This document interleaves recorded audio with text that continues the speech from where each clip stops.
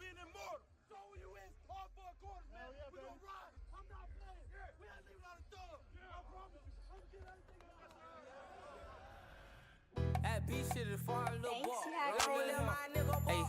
I like thanks to my nigga them.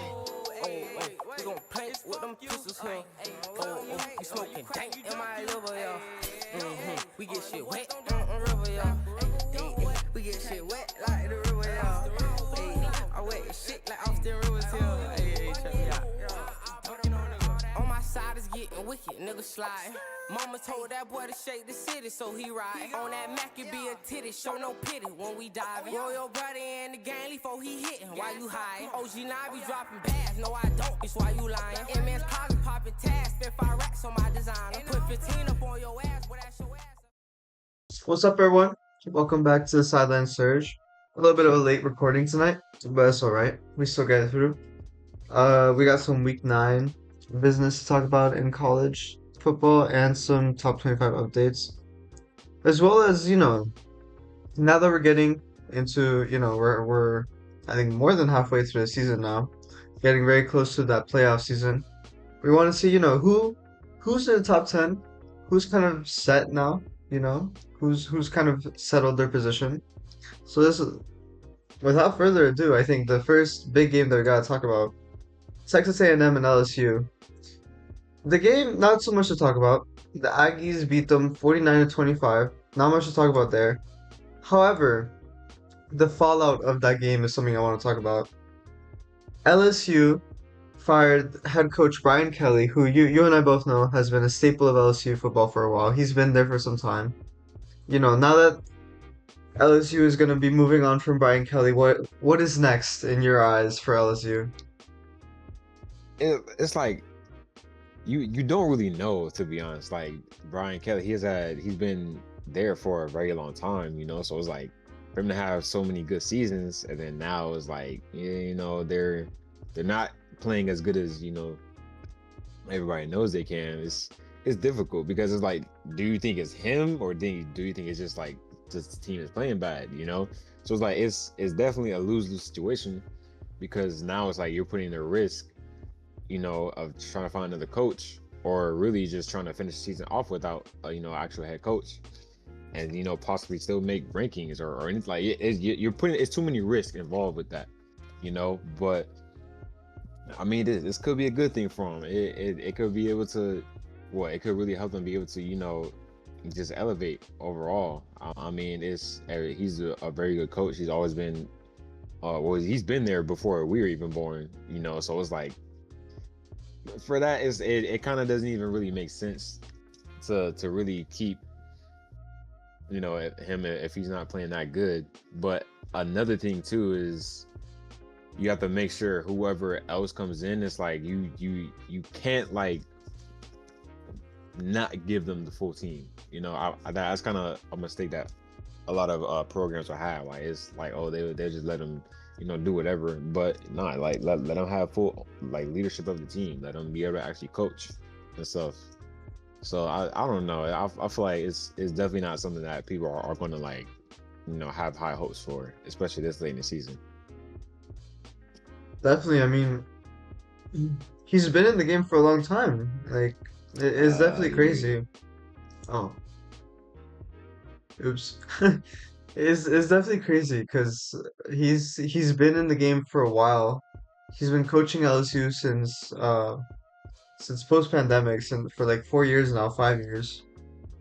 And I mean, even before that, he's been in the college football game for a long time. So I think also, like, not just, it's not just a big moment for LSU, but also I think for college football overall, because now everyone's gonna be looking at, okay, now where's Brian Kelly gonna go? Because I mean, he's still, and things sometimes don't work out between teams, like the coach, the team, whatever. But they're gonna try to find a new job. So you wonder, like, where's he gonna go next? How is this gonna change the game overall? Moving on, I think this week there were a lot of blowouts, so I can't really balance out the conferences like I usually want to. But I do want to talk about something non-SEC for a second. USF at Memphis, a big American Conference showdown. Memphis surprisingly pulled through, winning 31 to 34. I think surprising a lot of people. And I think the only undefeated team in that conference now, of like those big four that we talked about a few weeks ago, USF, Memphis, University of North Texas, and Navy. Only Navy is still undefeated. And Navy still has got to go up against some of these teams. And I just want to talk about like usually we don't see, like the American Conference be this competitive. And this year, we've seen USF, Memphis, North Texas, Navy be extremely competitive, be fighting for those spots in the rankings. You know, what does this mean for American Conference football? Well, I mean, I'm not really like, because with how the conference has been going, is like you could tell those teams are really starting to like put a lot of effort, and like they're making it very competitive. It's not like just a easy game for other good programs, but then it's like with just those teams against each other, it's like it's difficult because we see them play against other good teams, and then we see them perform well, but then it's like, are they going to carry that same exact thing into their conference? And that's what they really need to worry about to get in the playoffs. So I'm not too sure though. Like honestly, I definitely think every team, like, they have the talent to really go far. Like on pretty much every team, you know, especially the teams that we talked about. Those is like, I mean, it's a no-brainer that we're going to see at least one of those in playoffs. Like at least one of those. So it's I mean, compared to other conferences, they're definitely, I would say, probably one of the top conferences right now. Like maybe we can even put them in like the top 5 right there, top 4 or 5. We could say that, but honestly, right now it's like we could put them even higher because of every other conference isn't doing that well at the same time. So just for those teams, it's definitely good because now we actually get to see a lot of these other schools, pop up. We get to see it in the headlines. We get to actually have to be able to watch the games, have it interesting. So it's definitely a good thing overall, just for those programs. But we'll see how like things will really play out, because it could, you never know. It could be a fluke. It could be just one good season, or it could be an ongoing thing, and that's what we definitely want to see. Yeah, moving back to the SEC, unfortunately for me, we had Ole Miss versus Oklahoma, a big game between number 8 and number 13. Ole Miss pulled through, I think, meeting everyone's expectations, 34 to 26. And I want to talk about, before like we get into the nitty and gritty, Missouri versus Vanderbilt also happened. Number 15 versus number 10. Vanderbilt also pulled through 10 to 17. And now that we're getting like very so close to the end of the season and having these big, ranked wins, do these wins, do you think, lock in their playoff positions, or do they still have room to lose out? I don't know. I think they kind of solidify their spots, to be honest. I mean, it's only a few weeks left. It is week 9, and obviously there's more games, but right now I think where there's so many teams that's like they're making sure they get the dub. Like in this past week, we've only really had 2 upsets. Like pretty much the higher ranked team in every game, they did their job. They won. They took home the dub. So it's like, as long as they do their jobs as well, they're going to be right along with them. It's going to be smooth. It's going to be just them all there as a collective. But then it's like, now if those other teams are winning and then they're losing, it's like you're pretty much gone after that, because then you never know what can happen if one of those higher ranked teams lose, or if they just blow out another team. You never know. So with that, they definitely have to make sure that they keep it at a a cool pace. Don't try to move too fast or try to do too many things to where it's like now you're unbalanced on either side of the ball, but then still try to keep it consistent to where you're at least riding out these last few weeks to make sure you get the playoffs. And then now it's time to kick it up, and really be all gas once it gets to that last week, and then into playoffs. So it's a little shaky with how we could really see things, because there's so many things that's like it's changing. Is one week all the ranked teams may lose, another week they may win. It's so many changes happening. So just for those 5 teams, I definitely think like maybe GT and even Vandy, those probably gonna be the 2 that's like elevating very high, and then UM will be able to just come out of nowhere at the end and make playoffs and really make a statement. I feel like that's how it's gonna go probably. That's definitely really true. I mean, if you look at the rankings right now, we had no movements in the top 6. No moves. I mean, obviously, I think some of them didn't really have games or like competitive games this week, but still, that's not something that, you expect to see all the time. It's something that, like, once it happens, you definitely know, okay, these teams might be the ones that are locked in. Like, if maybe they will move around a little, but they're still gonna make it to playoffs. You know what I mean? How many teams make it to playoffs? Remind me. It's 12 teams right now? Yeah, so if you're in the top 6, I mean, you have some wiggle room. Yeah. So, I mean, right now in top 6, we got the Ohio State University, Indiana University, the Aggies, Bama, Georgia, and Oregon. And so those teams, it might not be the same as we would have expected in the preseason, but it's definitely, the teams that are shaping up to seem like the ones we're going to see in the playoffs. Now, for number 7 through 10, we have Ole Miss, Georgia Tech, Vanderbilt, Baylor, and Miami. Miami and Baylor tied right now for number 10. You got Notre Dame in 12, so just try and stick through. Which out of these teams do you think will prevail? Do you think will like actually get into the playoffs? And which teams do you think will miss out, if any?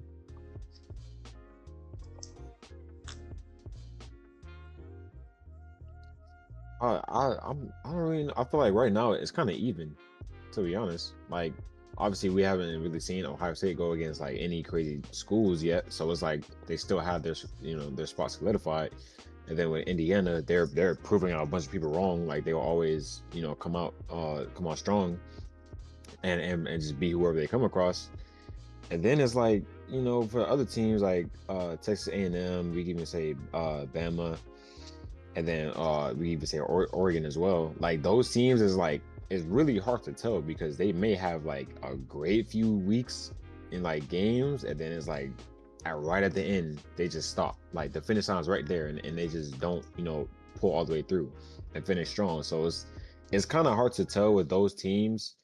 But I'll definitely say like there's for sure some teams that's like, okay, they're making playoffs 100%. Like you can't really change anything, because they're still going to make playoffs at the end of the day. So it's like for those teams, we don't have to really worry too much about, like we don't have to even watch them really, because I mean they're most likely going to win every other game, unless there was like a huge upset, and then like they may drop all the way out of rankings or whatever. But even then, it'll still be hard for like the voting and all that, to really change it, because they've been strong the whole season. Then it's like, oh, now when they lose that one game, now they're out of playoffs. But I think just for those, it's you won't really know, to be honest. Like I think all those teams are probably gonna make playoffs at the end of the day. You mentioned Ohio State, not, having the strongest of schedules. I really wonder, you know, that end of year game, the one that people are always waiting for, OSU versus Michigan. If Michigan pulls through and wins OSU like they seem to do in the weirdest moments, how much does that hurt OSU? At least rankings wise, I guess. Because let's assume, that they make it to the end of the season, to that Michigan game, and they're still number one. And then they lose to Michigan one way or another. How bad does that hurt them? Well, I mean, it definitely depends on where Michigan would be at the end of the season, like as far as their rankings and everything. for sure. Because I mean, because right now, being 21, that's definitely not good. Because you lose now, you're pretty much like gone. Like you won't be in playoffs anymore. Well, for at least from the way we see it.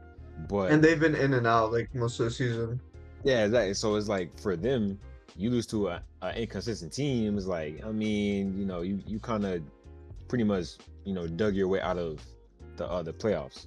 But then it's like we could also see it as now they probably went against some great competition as well. Like I'm looking from Michigan's schedule, even though they have had like maybe some good opponents, it's like we can't really tell because they still haven't been putting up crazy numbers or anything. Like they haven't been doing a whole lot, you know.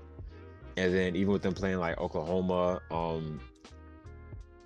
even like Nebraska maybe, and then they're obviously they have that 63 to 3 game against CMU. It's like even with those games, are we really seeing them play very good, or are they just playing horrible teams? Like we won't know. So if Ohio State was to lose, it's like, okay, that means you pretty much went against nobody good throughout the whole season, and then now you play somebody good, and then like you shouldn't have been at the number one spot if that was the case. So I don't know. It's definitely gonna be a good game to watch because I know everybody's gonna be waiting for that game to really see how the playoffs unfold. But it's just it's difficult, bro. Ohio State is like they have not moved at all. They've been at number one all season long, So we'll really have to like pay attention to that for sure. And three teams that are especially important to watch right now. They're teams that they moved pretty far up in the rankings from where they started, from where they were last week, especially. And there's three teams who have faced a lot of adversity this season and are still fighting to get up there, like against all odds. Tennessee, Louisville, and Cincinnati. I think Louisville, especially, I'm very interested to see because they weren't in the rankings all season. They beat Miami, and now they're up at 16, which I think is huge for them. And that win against number two Miami at the time, I think really propels them into a chance to actually somehow miraculously make it into the playoffs. But out of those three teams, out of Tennessee, Louisville, and Cincinnati, do you think one of them will make it to the playoffs? Um, I'll I'll probably have to say maybe Louisville. I think they definitely showed a lot of heart against that UM game for sure. Like that, nobody expected that, like at all. For Louisville to win, but that just shows that they've been putting in the work, like behind the scenes, even though they may not have been, a ranked team at the time. I mean, they're putting in work. Like you can't argue anything against that because they came and beat the number two team. So I mean, they're at least showing that they really have a chance at being in playoffs. Now, are they going to make it far? We don't know that, but can they make it playoffs? 100%. And especially because with those other two teams, with Cincy and Tennessee, Cincy is like it's a gamble. Like you pretty much have to flip a coin to really see how their season's going to go. But then with Tennessee, it's like they have high standards, but the expectations are still down here. Like they're not being up to those standards. So for them, it's like a maybe. Like yeah, they could probably make it, but then it's like they're probably gonna lose the first game. Like that. That's kind of what Tennessee is giving us right now, and it's surprising because Tennessee is really one of the better teams, in the SEC. So it's like, are we really getting Tennessee, or are we getting like just a bad season for now? Then like, are they going to build it back up? That is that type of thing. But I think, I definitely think Tennessee and Cincy, like those are probably the only two, like really in their conference that probably won't even make it far. I want to go back a little. I don't know why I called BYU Baylor. That's my bad. I just want to correct that real quick. Um, finally, before we end the podcast or the college section, um, you know, after some pretty bad losses this week, we saw six main teams, kind of drop out of playoff contention. Two just dropped in rankings, but I think that they just can't get back up. Oklahoma and Missouri. They dropped all the way down to like 18 and 19. And then we have USF, LSU, Illinois, and Arizona State University, who completely dropped out of the rankings. Now, there's still time. Anything can happen. Obviously, it's college football. But do you think like any of these teams have the chance to get back into or will be back in playoff contention soon, or do you think it's over for them? I kind of think it's like it's not quite there yet, but I feel like it's over, to be honest. Like, even though OU, Oklahoma is like they're I would say they're kind of in the same situation as Indiana from last year. They have the good team, but then they're not, really doing everything they need to. That's why they're struggling. But if they was to change it around, then we're having a different conversation. But for the other teams, it's like, yeah, Missouri's they kind of have it there, but they're also like Vandy from last year. Like they had those few good games against great teams, ranked teams at that, but then they always fell short. And then we can say the same thing about those four other teams, with USF, LSU, Illinois, and ASU. It's like they're kind of like in a stage of, okay, like, yeah, we are seniors at high school right now. This the last game. This, like, we got to make sure we get the playoffs. With that, they're in that type of situation right now. Like, they know they got to change something, but then it's like it's just not working in their favor at all. But I think probably out of all those teams, that the team that has the highest chance could probably be USF, and that's only because with the rest of their schedule. Those other teams is like they got to put in a lot of work to really be able to like get back up there. But with USF, they just got to make sure they finish all those games strong and pray they get votes, to get back in that top 25. But those other teams is like I don't really see them going anywhere because they've had too many L's under their belt and too many horrible losses under the belt at that. So I don't really know. Yep. Well, that has been it for our college section of the Sideline Surge. Stay tuned for the NFL section coming right up. Yeah, 60 on it. Yep, low spur. We going all the way up. Yeah. I'm gonna turn this bitch all the way up. Hey, Brandon, yeah. I'm on the block with that heavy, on the block with that heavy. Watch out for cops that pull up in them Chevys. They about to crack my main trap, her name Betty. They niggas don't want no smoke on my body. Gucci and Louis can't do no Zanati. That bitch on me look like she hang with Kylie. I used to fuck with a bitch, hang with Kylie. On the real, I think that bitch live in Cali. My boy shot the powder, the flower, that Kylie. Yeah. I could've been a stylist. I remember when the boys used to dollars. I got a girl that trap like she from Dallas. I got so much money, need an accountant. She said What's up, everyone? Welcome back to the Sideline Search. This is our NFL section. I am making some last-minute additions into the script because today we will be talking about Week 8 and top headlines. And part of those headlines are injuries. And for some reason,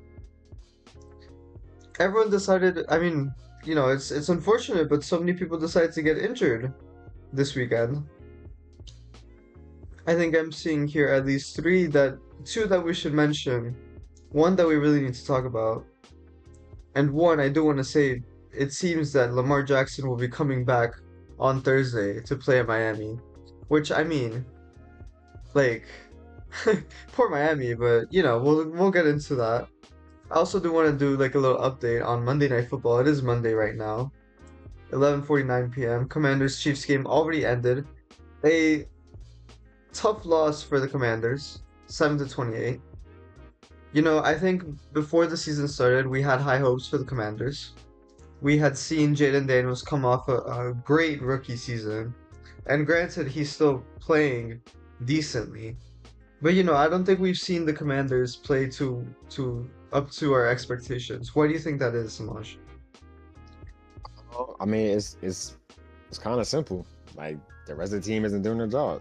Like I mean, that's all you could really put it as, at the end of the day. Because even with him being injured, and he was out for those few games, it's like we could kind of see the same thing with the Lamar situation. Like he's really putting the team on his back, and that's the same as I think that happened with the Commanders. And even though with all of them, they're trying their hardest, and they have some dogs on the team, they're still not coming together and being strong as one. Like that's not what we're seeing. And even though we talked about the Chiefs and like how they have a very slow start, now's the time when they start picking it up. That's this is the time where teams really need to try against the Chiefs, because then now you don't now like there's spots to live by in the playoffs just like that. Like that's literally what you can't afford. But just for Commanders, man, I don't know. I want to see a lot of changes going on, because they're definitely a team that I've been rooting for. Like they've been through so much, so many changes and stuff going on with the franchise, but we I haven't also seen forgot. I'm anything so good outside sorry. of last season.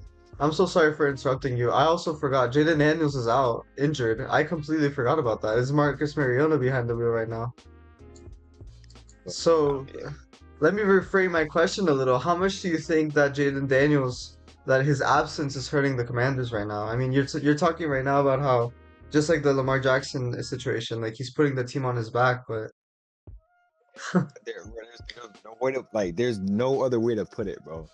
Like the man's in sophomore season, and he's that big of an impact to the team. Like there's really no other way you could put that, no other way you could word that. Like he's carrying the team and he's changing everything, bro. Like I feel for them, because it's like now they don't have their their real star player there, like their leader. They don't have him there, actually in the game. So now they're trying to like, okay, yo, make sure to do this, do that, da, da, da. We doing this at the end of the day for Jaden. We make sure we get a ring. It's so much stuff on the line now.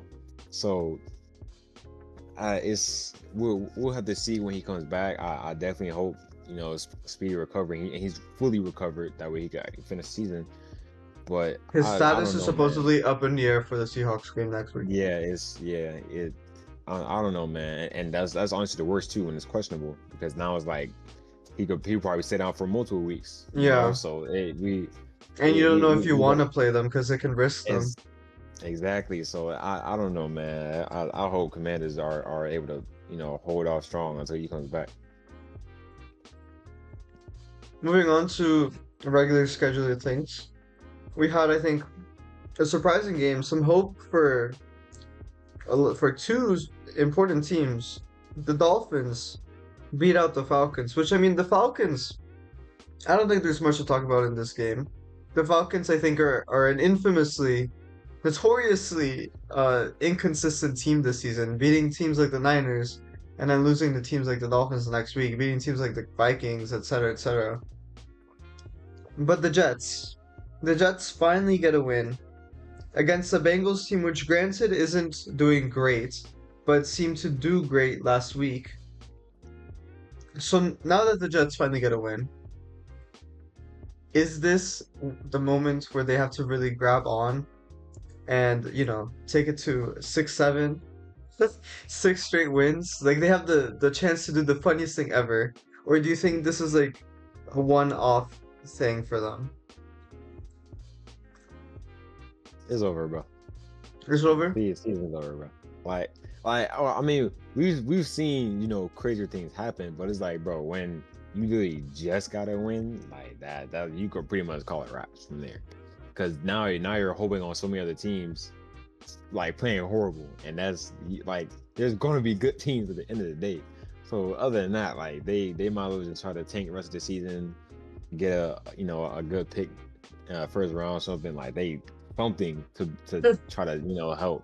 But for as far as right now, the season is over for them, bro.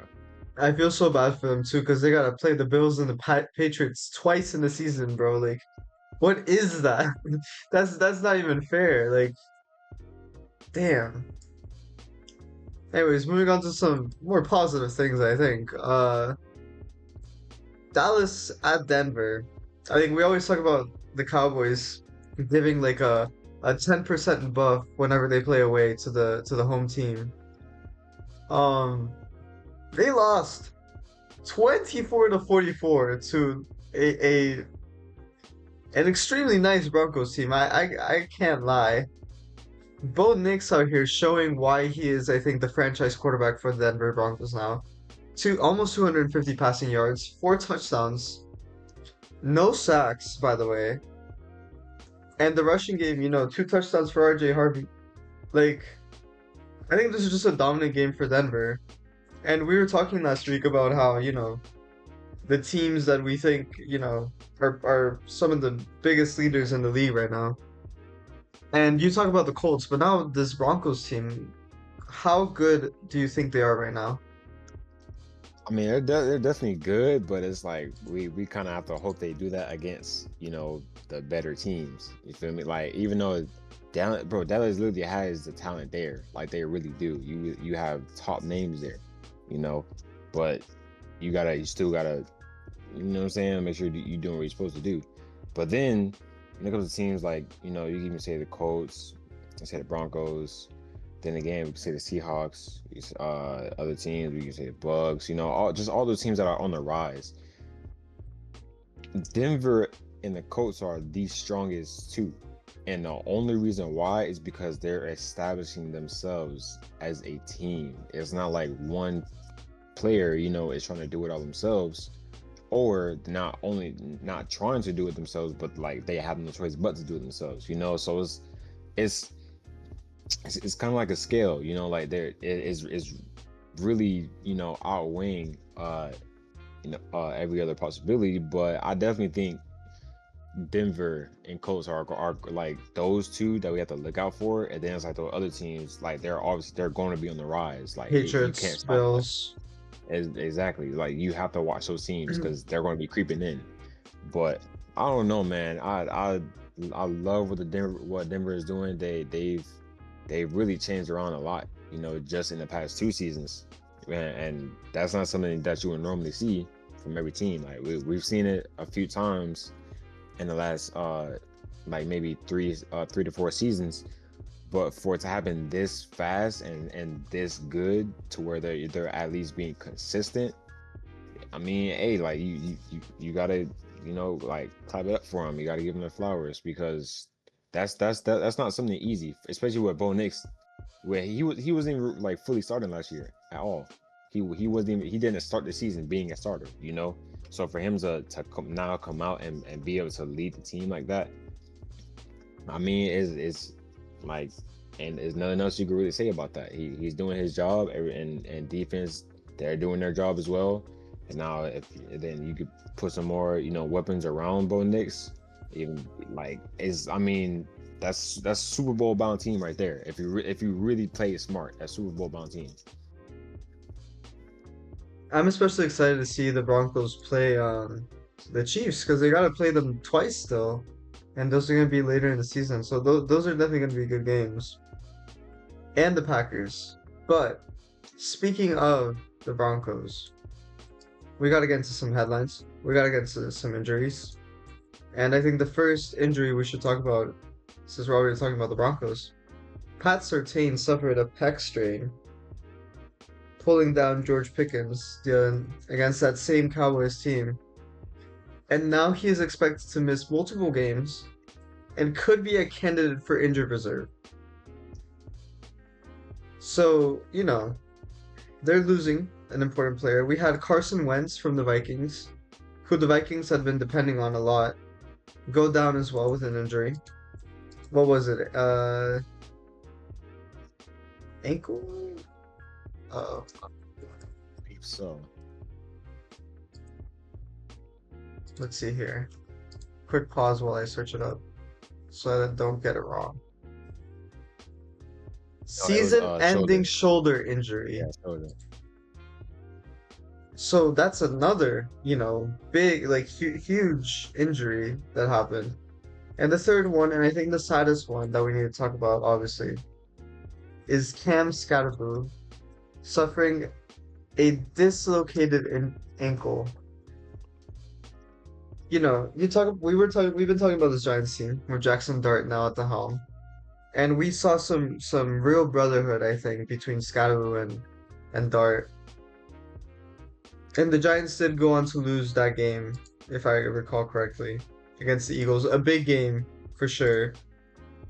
You know, now without Scottaboo, how much does this hurt the Giants team stats wise, and how much does this hurt the team morale wise, especially Dart?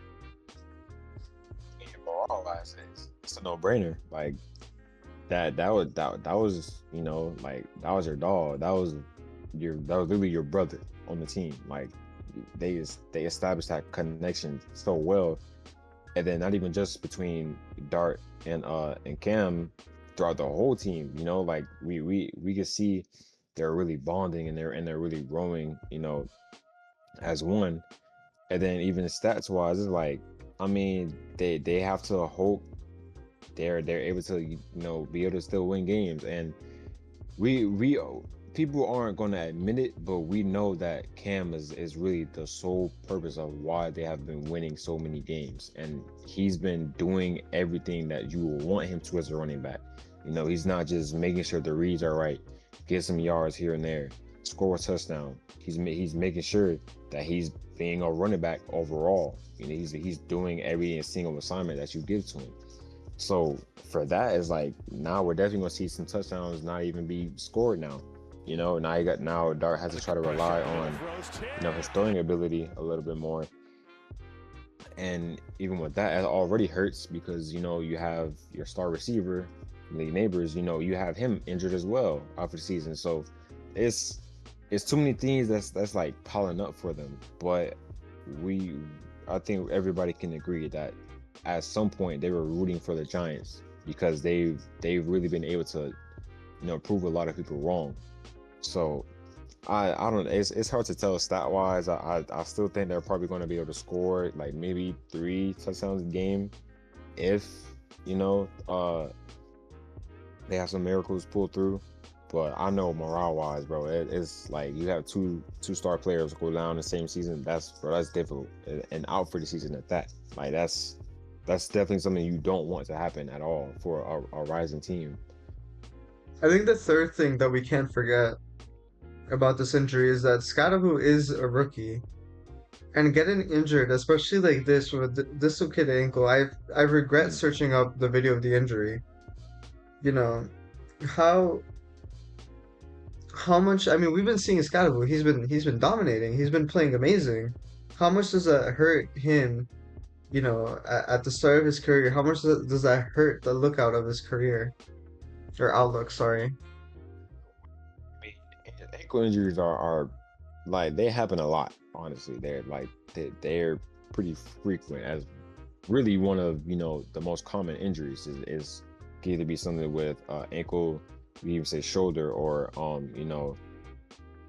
just anything that with knees. But that I feel like he has a good chance to come back strong, but he has to make sure that he does not, like, I always say, don't do it until you can. If he knows he cannot even do anything with that ankle, all until he's able to not be able to rotate it fully without anything happening, do not step up foot on that field at all. Especially as a rookie. That's something you never want to do.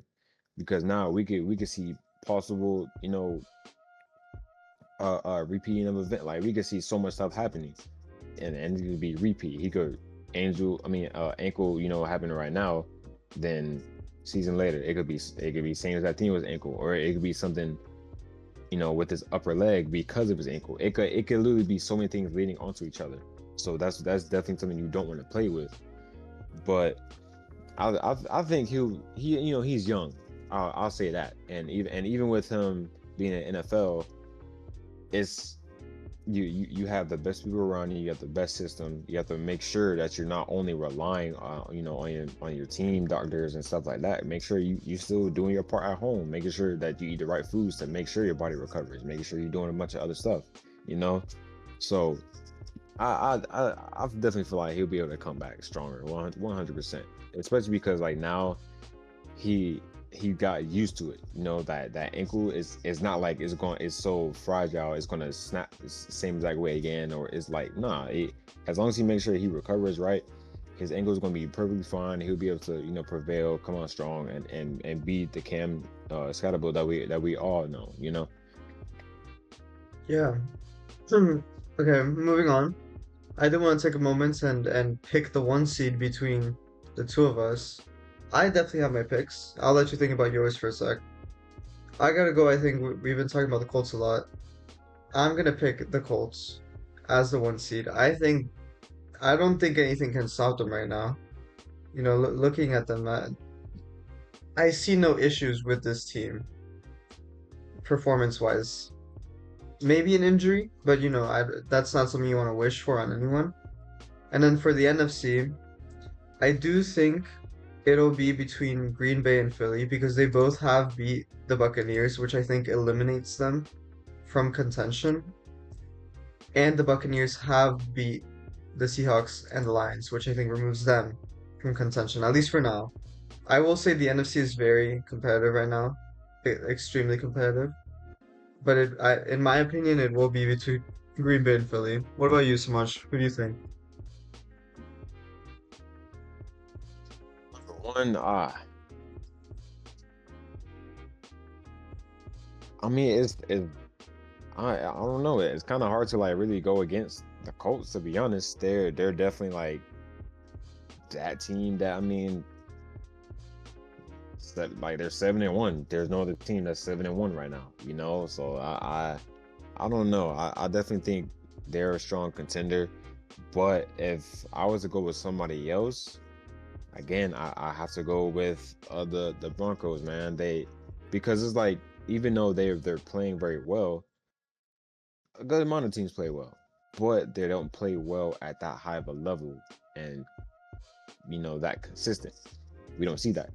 And then you even talking about how early in the season, like, oh yeah, the Eagles are like, I don't know if they're very much contenders because they're starting off so slow. They're not playing very good.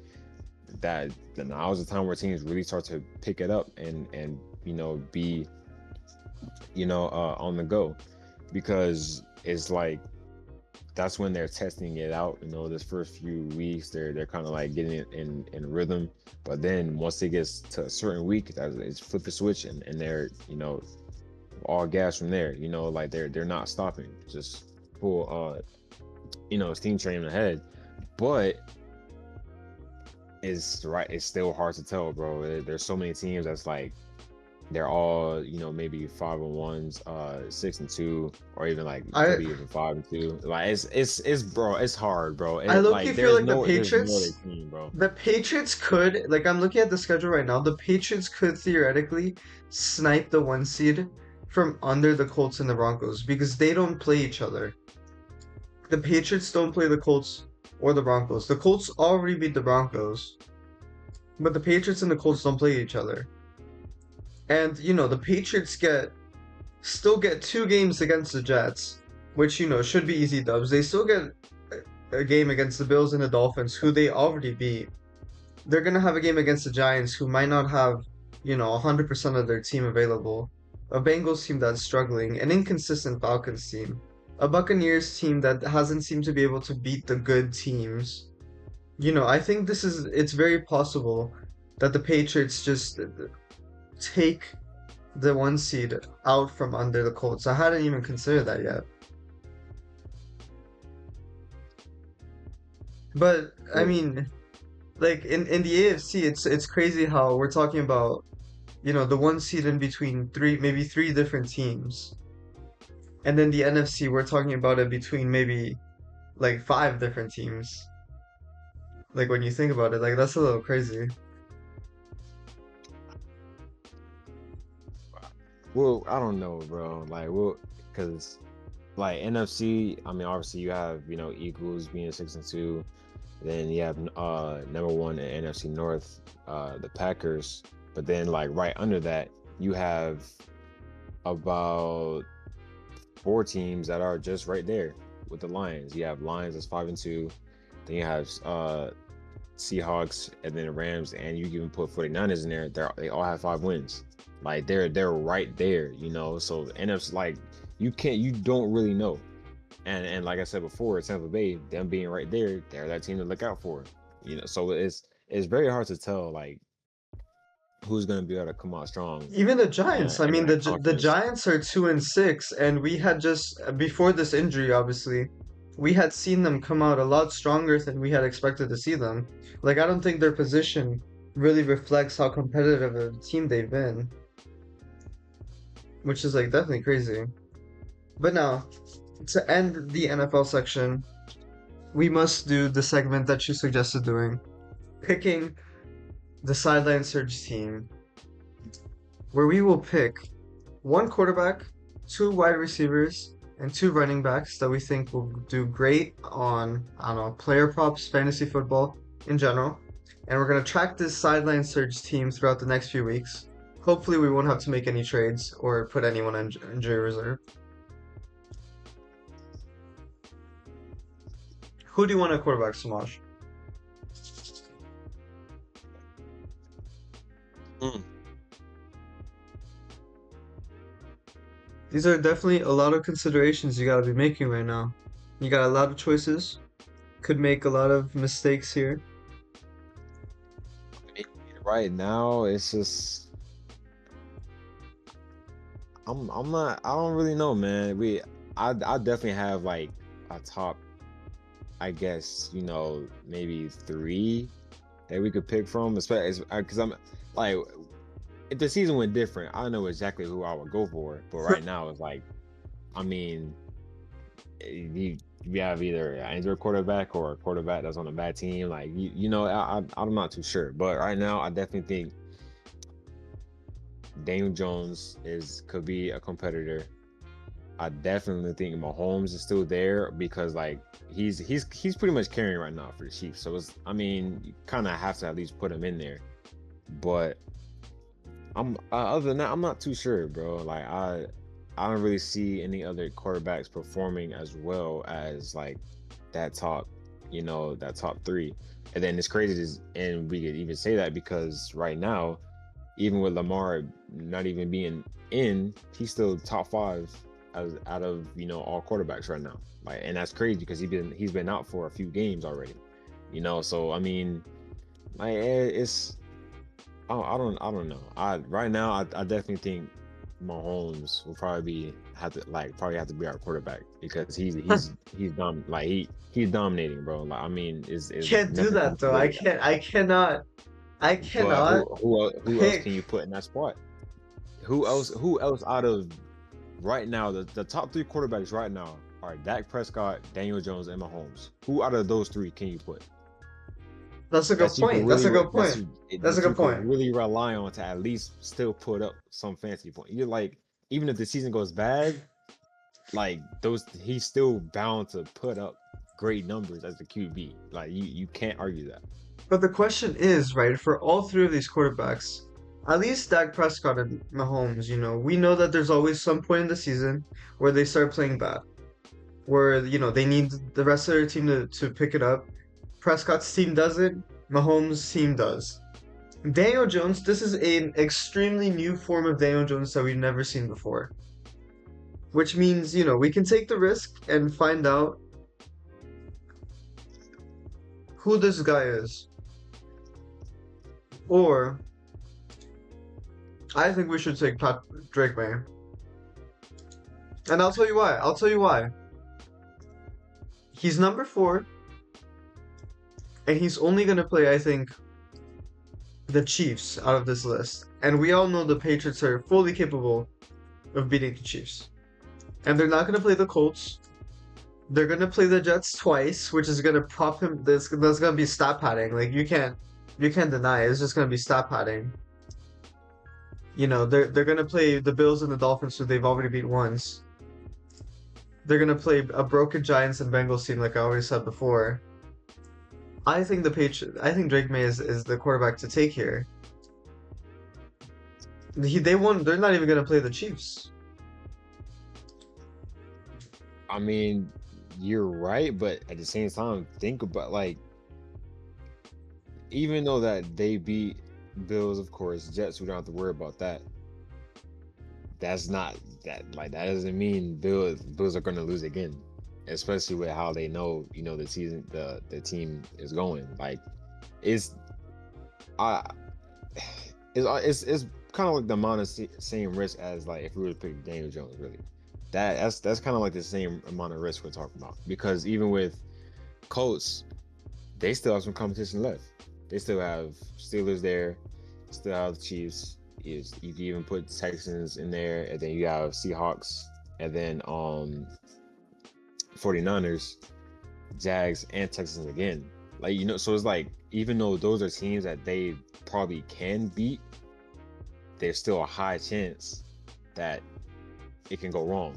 Like it's pretty much a 50-50 as to where with the Chiefs and Mahomes is like, I mean, you kind of can't really count him out of anything because he's been doing what he has to do, but that's the main reason why I'm going for him, because think about it, even without Mahomes, the Chiefs may not do well. That's why he has to carry. As to where with Daniel Jones or even Drake May, he doesn't have to do it all himself. He can still rely on other people around him. That's kind of another reason why they're playing so well.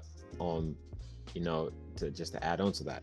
But it's like, again, out of those top three, or even we even say top five, like who else are you really going to pick to make sure that they're still going to at least put up great points in fantasy? And then that's not like we're talking about fantasy here, so it can literally go either way with how this season playing out. Okay, so who do you want to take then? Final choice.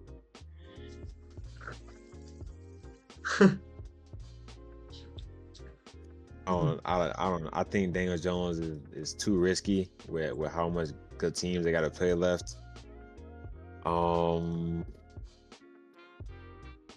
With Prescott and the Cowboys, I don't trust the Cowboys. The Prescott is good, but I don't trust the Cowboys. They still have great. They have great teams left, bro. You still have the Eagles, Chiefs, Lions, Vikings, Chargers, Commanders, and then let's say they can even lose against the Giants. Like I don't know, man. That's I say we take Drake May. That's my choice, honestly.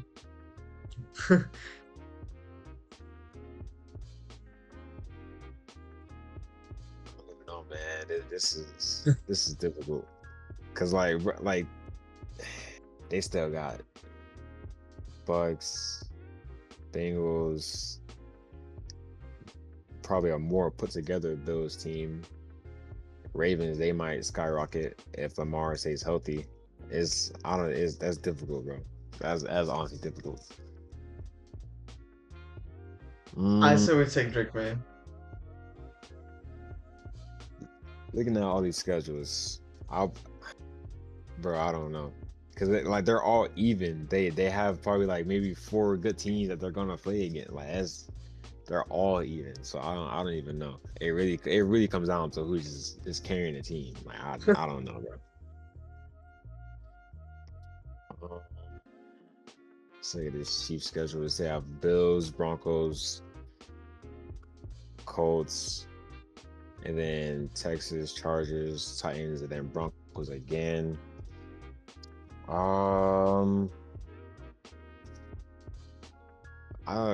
don't know. I think probably I think it's between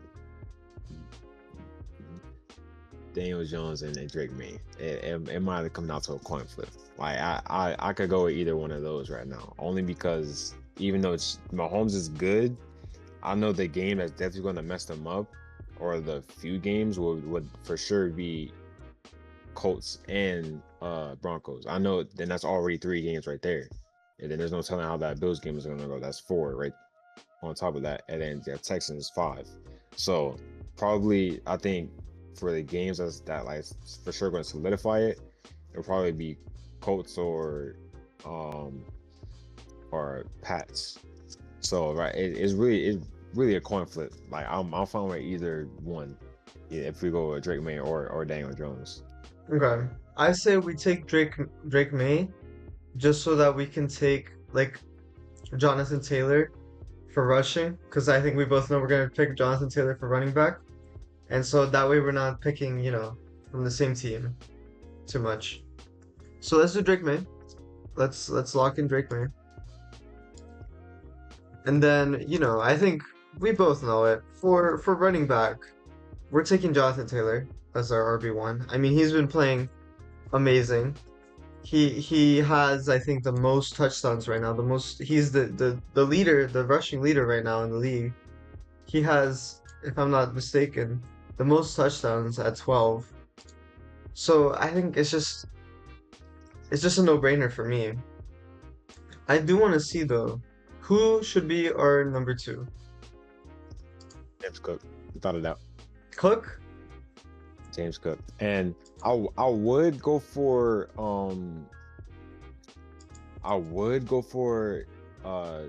Devon Chain, only because he's like, out of all those other running backs, it's like they're kind of there just because, like they're producing, but they're not fully carrying the team.